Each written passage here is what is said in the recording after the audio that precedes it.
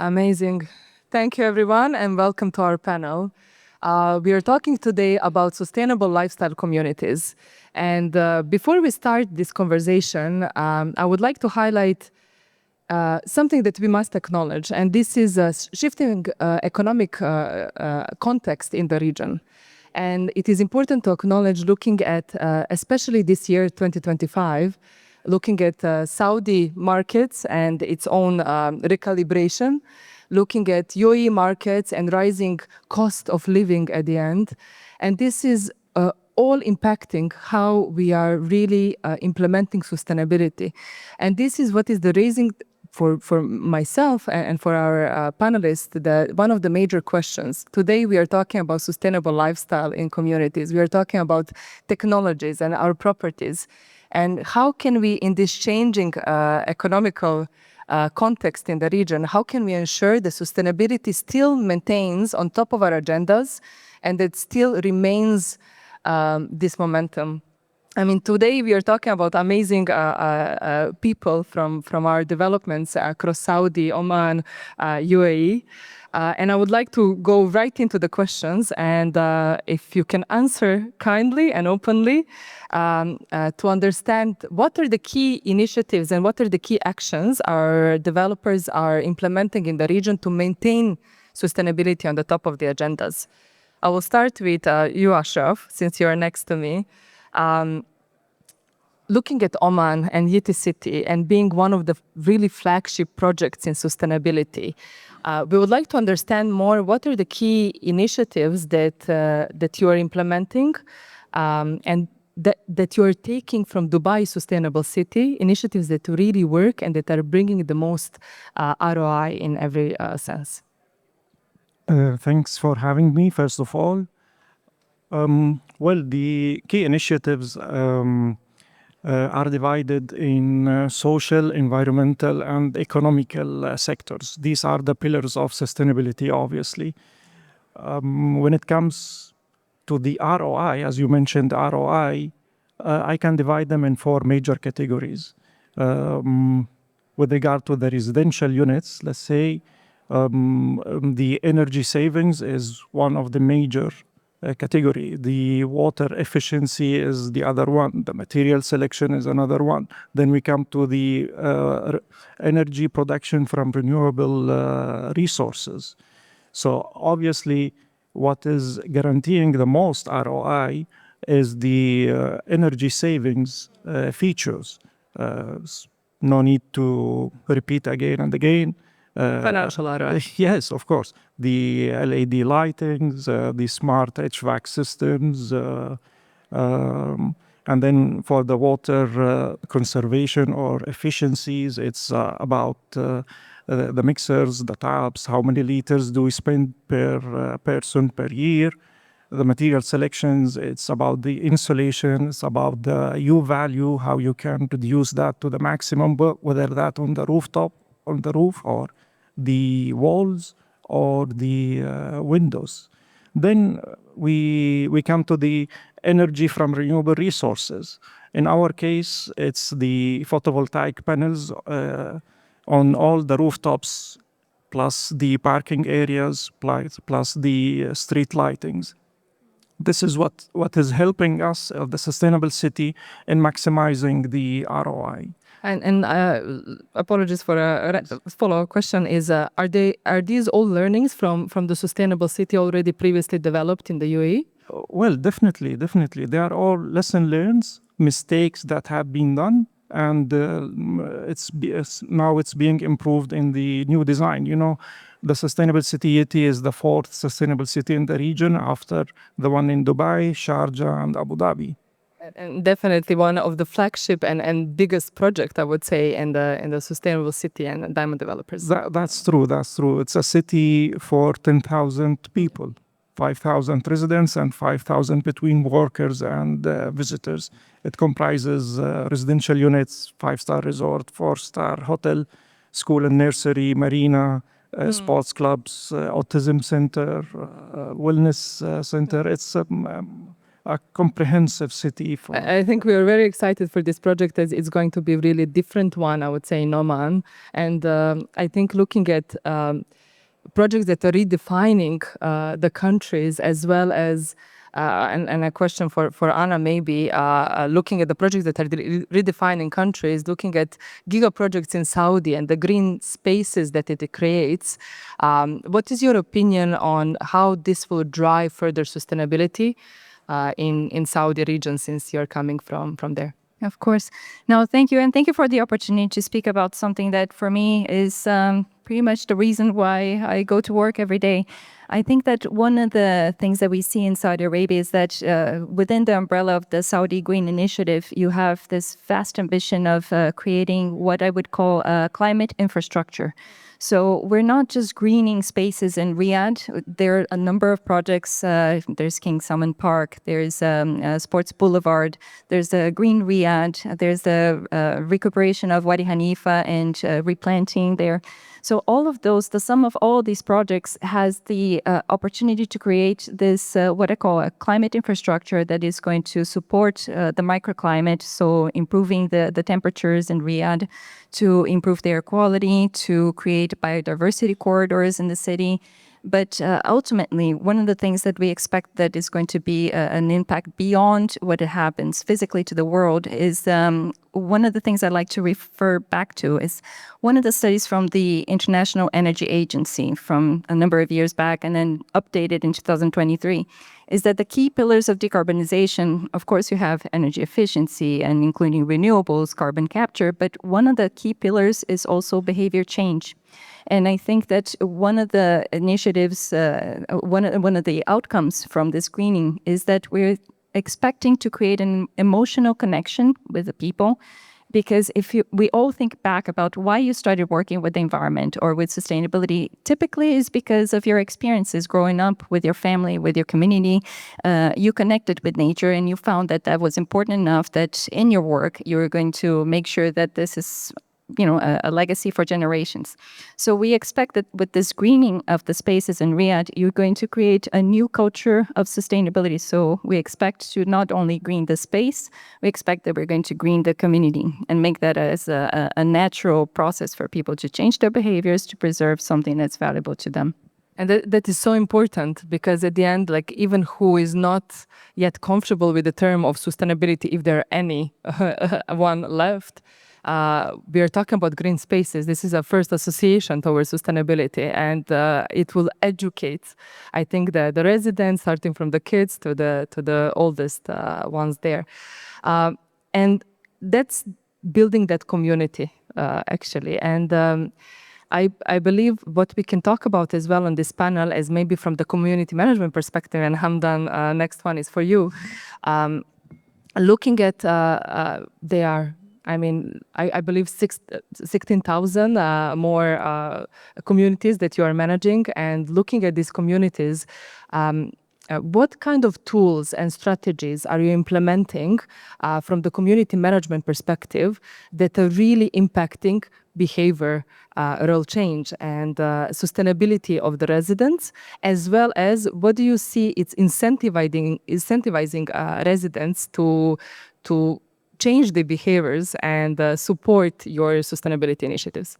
Okay, thank you so much for having me. I think it all goes around kind of the same topics that we've been having, let's say from when James started to the second panel, and everyone was talking about how sustainability is the major factor of what everyone is being focused on. Going back a bit, it goes a lot into the ESG part of it. Having an understanding that a community, rather than specifically being cost conscious, reducing cost either in electricity, either in chiller consumptions or waste collection, having a community is something that I think end users are trying to find. And here at Deyaar, we're trying to encompass that. You have a lot of developers in the market understanding that this is what the customer wants. They want to live, they want to work, they want to play at least within the same area, not go into a car and then drive 20 minutes into traffic and then reach there, and then until they find the proper gym and then go back to their community. The whole cycle of at least living, and this is something that the government is also trying to do, a 20-minute city. Anything that you would want to reach is always within a walking distance. Having that kind of healthy living, I think lifestyle is something that is always a pinnacle of what a customer wants when choosing where to live. Now in Deyaar, we have a great example. In Dubai Production City, we have Midtown, our flagship community there. What we've done is we've created a long podium where people can actually live and enjoy, rather than, and it's a low-rise community. People can go into the retail shops, they can go play paddle, they can go to the gym, they can go to the pool, and it's all within the same area. Now, because this community has been developed a couple of years back, there's a lot of things that you're not able to do on the construction side, at least from a sustainability perspective. A lot of owners come back and say, we need to save costs, we need to be more, let's say, energy efficient. We came to, at least I'll give you a small example. Waste collection was one of the biggest high ticket values that come into the charges. Now, this is because other costs have been implemented to increase this. What we've understood is we've able to implement a waste compacting technology where we're able to compact all of the waste, and that reduced it more than 50 to 60%. So on the actual bill itself. Now, the government's initiatives where every building needs to be smart is already there. So it's by default that all buildings have to have smart meters. It's by default all of the chillers needs to be connected to the single units. And it's by default that your tenants and owners have and understand what is your actual consumption on a daily basis. Now, this is what the government has implemented. It's not something that everyone is trying to do. It's something that is already there. So all of the new constructions and all the developers understand that the government is aiming to a net zero target, at least by the end of 2030. Everyone is trying to work on achieving that, and we're mandated to do this. And I think understanding what sustainability is and what it reflects to the customer, either being from an ESG perspective, the way that they're living, matters a lot. And I think at Deyaar, we're trying to implement this either in our current existing projects or our new projects to come. That is very inspiring to hear and see, because it's not only how we design, and it's actually how we operate and how we continue to operate long term. Thank you for sharing some of the initiatives and being honest about it, that the government is still doing a lot here, especially in the UAE, which is supporting. And it's about what do we do on top of that, right, to implement. Which we are coming to, I think one of the hardest questions here, in my opinion, is we are seeing, Dubai. And Dubai is known for its luxury communities and wellness-oriented communities. And from representing SAMANA developers, you're very much on every, we were just riding on the Sheikh Zayed Road, everything is SAMANA, and representing really that luxury wellness. But the question is, how do you maintain implementing sustainability without compromising the luxury and the wellness part of your development? Well, luxury in a commercial building needs to be defined as a total package, right? So our tagline is resort style living, and it's the resort experience which we give to our customer. 5-star level swimming pool, sauna, jacuzzi, besides the gym, the multi-purpose yoga room and outdoor gym, jogging track, and so on and so forth. The issue is creating a concept, converting into reality is a task. And even bigger task is maintaining those assets, right? If you do not maintain those assets, if you don't look after those assets physically, that becomes a challenge. So I think sustainability revolves around a couple of things. Number one, physical maintenance of tasks. 10 years down the line, the pool should stay intact. The jogging track should not crack up. The long term. The long term. So that you need to be conscious about it, right? And having an asset management team helps you and gets you there, and making sure that you maintain the standard, because yes, it's very important to achieve the best maintenance charges, which is always the cry of the owners, right? But because they are more commercial. I believe developers are the most commercial people, but somehow I feel the apartment owner also tend to be very commercial, because they are looking for that 8% yield, 9% yield, and extra half a dirham. They don't understand the value that if this asset is maintained like this, 10 years down the line, 20 years down the line, they tend to benefit. They tend to get more rental income. Tend to get a better income. We were in original 6 towers back in early 2000s of Amar, and my sister moved recently last year. And so when we went there for a housewarming party, we were so pleased to see that it's exactly same condition.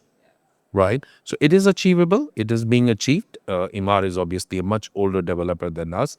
And that's where it comes down to mindset. If there is a cracked tile, it needs to be changed. And for me, it's part of the sustainability.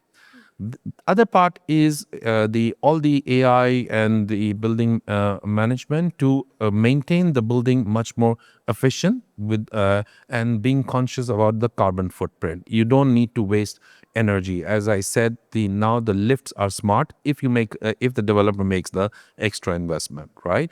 You need to make sure the sensors are in place, the predictive, all those things are in place, so your cooling is ready. Yes, it is. It's a heat wave. Yes, I'm ready. Right? You don't actually make the environment uncomfortable, and so on and so forth. So that is itself there. All the tools are available and they're working very well. Lastly is the developer had to make an investment right at the time of design that collect all their conditioned water, treat them. That's music to consultant ears. Just to tell you honest. I know. I think Dubai has done a fair bit of job, but I think the water still gets wasted, right? There is no push on reusing the grey water, right? The grey water can be collected, can be used, and you create more green space. And that's a great quality water. That's a great food for the greenery. So I think it evolves around that. As SAMANA, are we doing that? Yes, absolutely. Yes, we are conscious. We don't mind having a budget of 4% more, just 4%. So if a project was supposed to cost 100 million, extra 4 million per project, right? And we believe that the long-term value should be there. And I will repeat again, really music to the ears, because it's always that, I would say, proving the business case for sustainability is so hard. And with this small capex and premium investment, really looking at the long term, there are many benefits that we are grasping and returning the ROI very fast. So thank you for sharing that. And we are happy to hear that SAMANA is really doing a lot of efforts on that area. You mentioned technologies and implementing technologies within your assets. Looking at the sustainable city and technologies implemented within others and your designs as well, can you share a little bit how that is driving and how that is expected to drive residential shift in behavior as well? And is there any reward system that is put in place, looking from the technology and equipment perspective? Well, I will immediately connect to what Imran said. The end users, they are the most commercial ones, and they are the ones really looking at how much are they saving or how ROI are they doing. So when they discover that thanks to the technologies that are being implemented, they are having zero service charge, this is the biggest rewarding system for them. When they start benchmarking their utility bills with the neighboring communities or communities elsewhere, and they discover that they are paying less than 50 to 60% of what the others are paying, this is a very tangible, rewarding system for them. And this is, again, economical. When they are happy in living in a livable community where they can do all their activities starting from the morning, where their kids can go to school without moving a car because they have protected cycling and walking or buggy paths, taking them from home to school on their own without the parents having to move their cars. This is a big benefit for families. And this is a rewarding system. How can we do all of this? How can a developer pay for all of this, if not without implementing efficiencies at a community level by introducing power generation from renewable resources at a large scale, by introducing water efficiencies for the landscape, water detection, and allowing the facility management team to intervene very quickly. If you multiply this on a daily basis, that makes big difference at the end, because service charge comes from electricity bills, water bills, landscaping. So if you save massively on that, this is what will allow you to reflect on the end users and buyers. Definitely, and what you mentioned is saving on the service charge will be definitely one of the rewarding systems for the residents. But listening to what we were discussing, like 10-minute city and having everything on a walkable distance, I think for every parent that would be a dream to live in an area like that. Thank you for your answer. Anna, one important question for you. As a sustainability, I would say, leader in KSA, and you really catalyzed sustainability in many PIF-owned and other entities in Saudi. Looking at the market now and these major recalibrations happening in Saudi, what is your opinion? How can we really ensure that sustainability is still part of our designs and implementation, and we are not impacted as a developer in Saudi, and we are not, we are ensuring that we are still budgeting for sustainability? What are the actions developers can take? I think that this is a very timely question. I think that we've all seen, on LinkedIn, everywhere, that there's been a massive recalibration of projects in Saudi. And I had multiple times in my career had the opportunity to join a company at such times. And one of the things that I found that has been very helpful is first to align the leadership on, is sustainability at the core of what we do? And because if the answer is yes, and as a fundamental value, as an expectation, as a necessity for alignment with country aspirations, because you can't be in the UAE and say we're going against the grain for what the UAE is proposing to do. You can't be in Saudi and say we're misaligned with Vision 2030 and the net zero targets. You cannot. You have to have an explanation. This is our contribution, right? So once you have that understanding that this is important, then it goes to but how important and where we set our aim. And I think that at that point, we need to do a profound work of shifting the perception that sustainability is a cost center to being a value multiplier. And I completely agree that if you do the proper design, that means that you're going to create a product that works efficiently. And it's beneficial to the tenants, it's beneficial to the residents, it's going to attract international investment. And it's going to have resilience. It's going to be a community that has lasting impact. And I think that if you're proposing to create iconic projects, you cannot be irresponsible to not have this long-term vision, right? The second thing that you have to do is also to educate all the different departments for them to have an understanding. How much is sustainability really costing? And how much is something that we should be doing anyway because it's beneficial for the project, because it brings efficiencies, because it's a high quality product at the end of the day. And I went through this exercise very recently, and getting the BOQ of a project and saying, okay, let's just pencil down what is because of me and what is because it makes sense for the business. And it was so little. There was actually something that was driven by sustainability as an add-on. Mostly, we were doing things that were to create an efficient, high-quality product that is going to promote wellness, that will create a sense of community. And this is important for us to have a community that reflects the values that we have. So I think it's a long exercise that you have to do, but you have to get alignment from the leadership. You need to understand, what sustainably means for the company, that it's something that adds value, not cost more. And then have this education process so that you ensure collaboration from all parts of the business.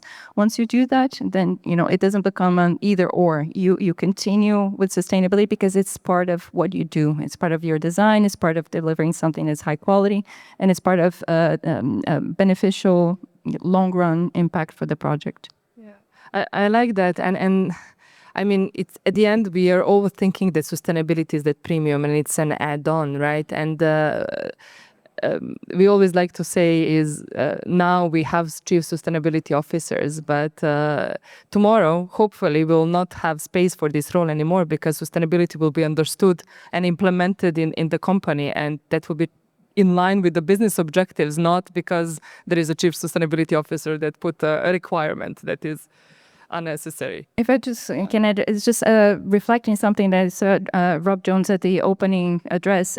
We want to see sustainability being integrated, not something that is compatible with the design, but something that's integrated. It's part of the design, it's part of the construction, it's part of what you do, and then the answer becomes simple. It's not something you're adding, it's something that you just do, just like long-term benefits. Yeah. Exactly. Hamdan, just for the sake of time, I will go to the next question, if I may. We are talking about the cost of sustainability, and we are realizing that actually, on the long term, there shouldn't be it should be a benefit, not a cost. And looking at what we had mentioned of having the sustainable communities and building the lifestyle. How are we ensuring from your community management perspective that initiatives that we are implementing in our communities are positively impacting the residential cost? We are living in Dubai now, where we know that the cost of living is really going rising slowly.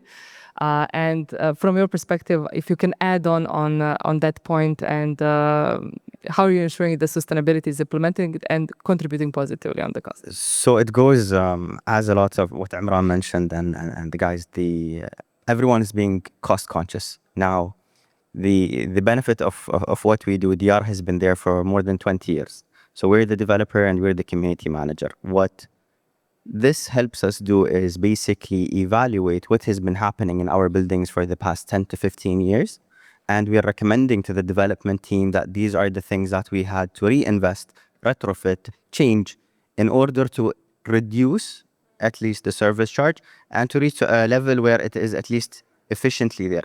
Now, what is happening with all of the new technology that is there, again, Deyaar doesn't mind paying a premium to become a more sustainable developer, to have all of the best in market standards in sustainability, in being smart and being more efficient.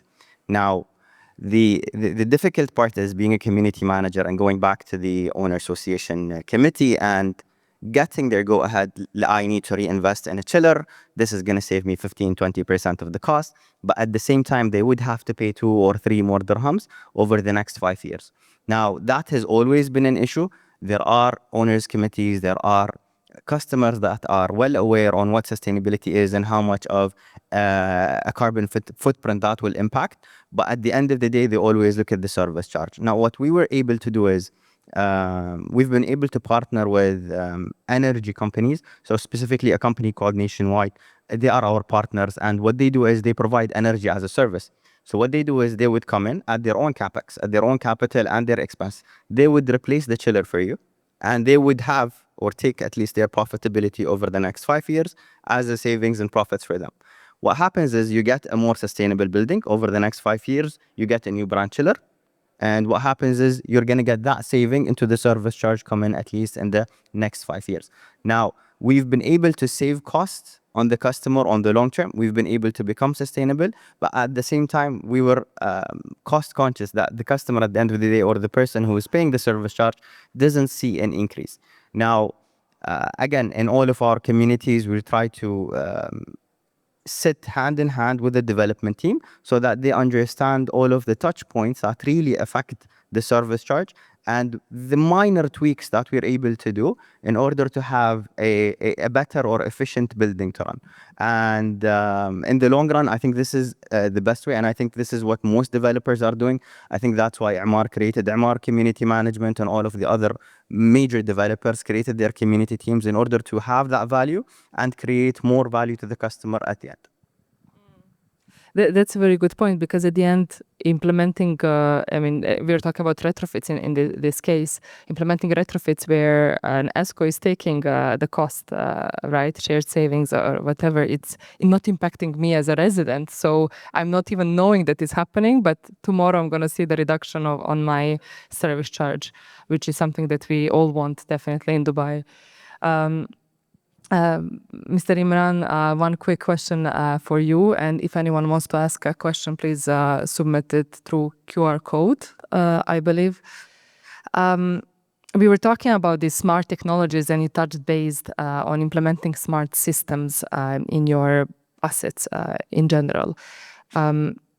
Do you see it helping with sales, helping with retention of your customers? Do you see it impacting the overall resident satisfaction? First, I'll give a disclaimer. We love our customers. Okay. Yeah. No, customers are thankless. I feel that customers want the maximum value without paying a single extra dirham, right?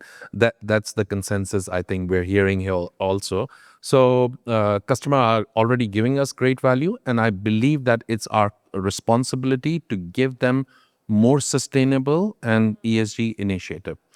What I believe is the government should take an initiative, because in Dubai, all the buildings are smart to an extent, which level we can debate on.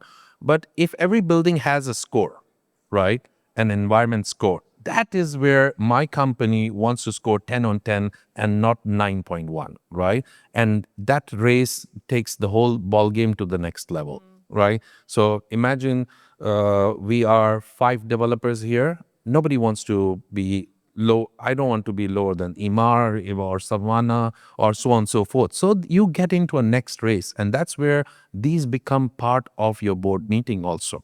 Google review, we all take seriously, right? So imagine if a building has a score, it's going to change the whole landscape of sustainability. So that will happen very soon, I believe, as the market. We're looking at the European Union, who definitely implemented this long time ago, and I'm seeing more and more in Abu Dhabi, in Dubai, this kind of projects being developed. So hopefully soon we'll have this scoring, and you will take it seriously. Of course. We are already doing it voluntarily, but I'm telling you that all the mainstream developer, nobody wants to be underscored. Simple as that. So that's gonna change the ball game. Number one. Definitely. Number two is that will the tenant, your question, will they be appreciated? Of course, tenants do appreciate it, right? Because if a tenant is having a bill of X and his friends are having a bill of Y, and there's extra 2,000 dirham rent to be paid, they don't like to move away from those community. I don't want to name some of the community, but some of the community with great location, large community in Dubai, they always underperform on the rental, right? And they're quite significantly discounted. And it's because of those problems, they never did their air conditioning the right way. The district cooling is expensive, and the running cost is extremely high. So in a long term, in a midterm, I believe the tenants really appreciate it. Yeah. But at the end of the day, we need to work for that extra 10 fils reduction on the service charges. Definitely. Thank you for sharing that. I have a couple of questions, and we have 2 minutes, and maybe if organizers will allow us an extra minute, that would be amazing. I will just choose a question, and please, whoever wants to answer, feel free to volunteer. So the first question, when design defects is found, I will actually go from the first question. For Mr. Hamdan, I will go from the bottom. How does sustainability invest in converted into profit for developers where the community is not ready to pay? So I think that goes to the example that I gave, where we actually get a partner in where they will invest on behalf of the owners and get the savings and profits on the long term. But at the end of the day, they will maintain the same service charge.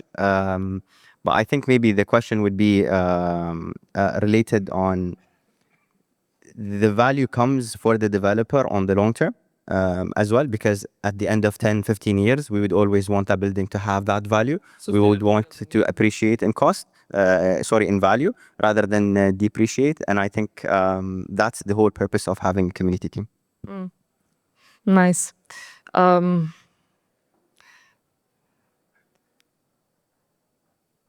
Another question is, as a developer, how often do you engage with community teams for lesson learned for new projects, pre-design stage, to avoid reoccurrence of the design issues potentially when it goes to the operation? Is there a plan, or whoever wants to answer, is there a plan, or are you engaging as a developer with the communities? Initially, that exercise used to happen with every single project, right? Today, we are working on building number 54. So it has become repetitive, right? You don't get that many suggestions on a weekly basis, monthly basis. So every 2 months, we have a formal meeting, which again evolves around improving the efficiency and of the department. And these things get discussed, that this is a new technology, this is where people have started doing, that's what we need to do. We had changed our structure the way we used to do about 5 years back, right? So these kind of things get picked up. So I think most of the developers are pretty regular. Dubai off-plan sales are extremely strong. So everybody does well here, or most of the mainstream does well. So this cannot become a weekly exercise, but it's happening on a regular basis. But it's happening, as you said, and even if it's not constant engagement with the residents, it's being part of this decision-making process and communication on the upper levels. What can we do better, and how we can design better communities? Of course. Perfect. I think this conversation has been lovely. I think we will have to close it here. Our time is up. However, thank you very much for participating, for sharing some of the lessons learned, what we can do better, and what we should keep on doing to maintain sustainability. And hopefully our sustainability stays on the top of the agendas with not just you as a developer, but every developer in MENA region. Thank you. Thank you so much.